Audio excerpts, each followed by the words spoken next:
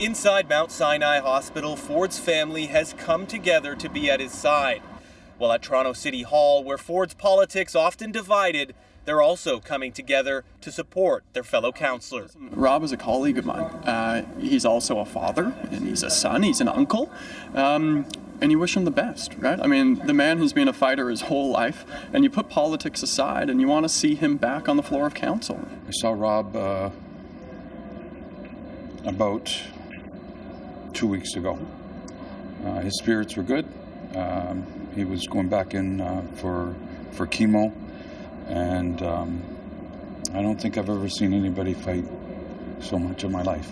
Mayor Tory voiced his support for his former mayoral rival on Twitter, thinking of Councillor Rob Ford as he continues to battle cancer, Tory writes. Meanwhile, on the Get Well website set up by the Ford family, there's been a surge of activity, hundreds of messages of support today alone, and over 4,000 in total. Wow. Ford began aggressive cancer treatment last spring after a soft tissue cancer was discovered in his abdomen. Doctors have since discovered another cancer in his bladder.